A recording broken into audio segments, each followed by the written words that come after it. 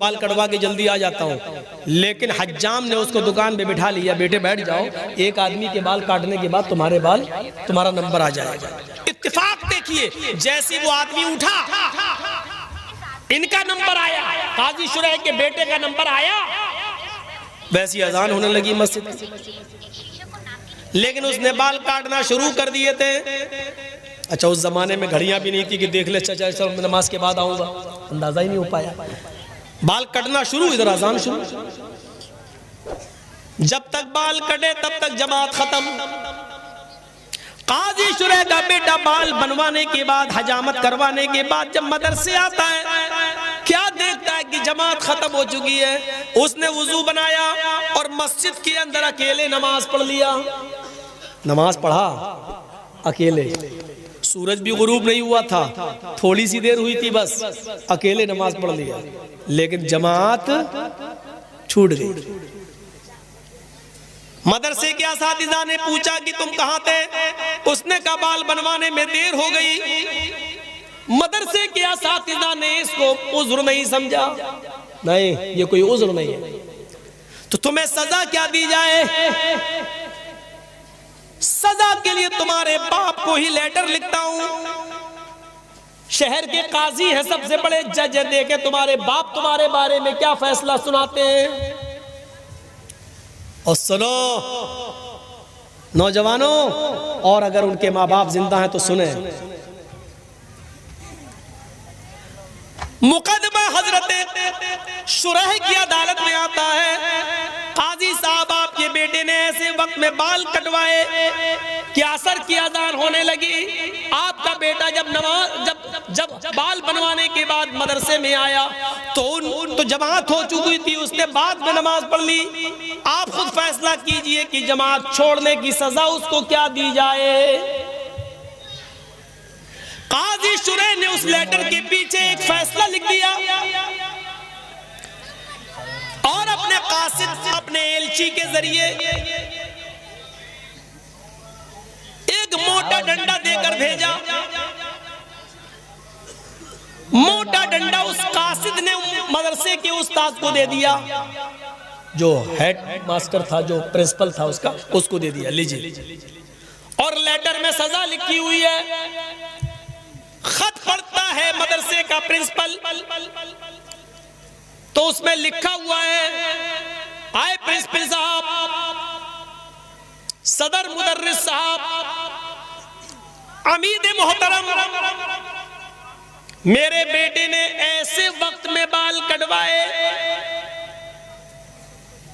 जिसमें असर की अजान का वक्त करीब था,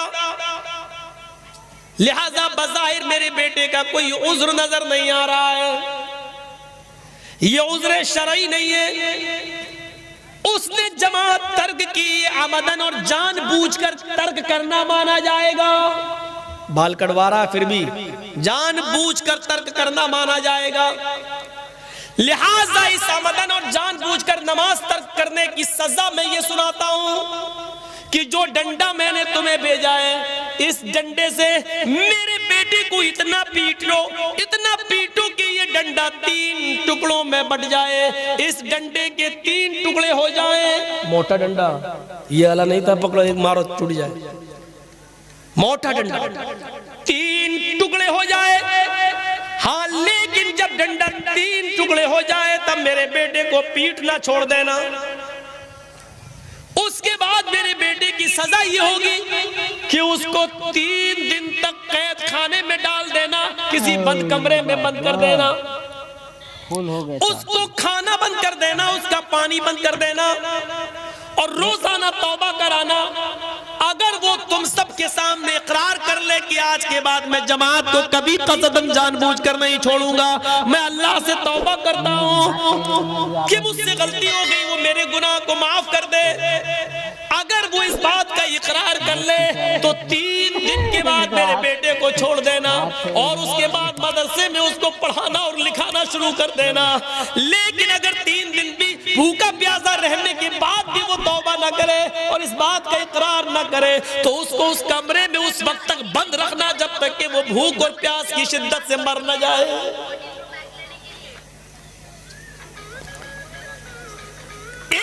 की नमाज, और नमाज नहीं छूटी थी, नमाज तो पढ़ लिया था, जमात छूटी थी एक वक्त की, वो भी बाल बनवाने में।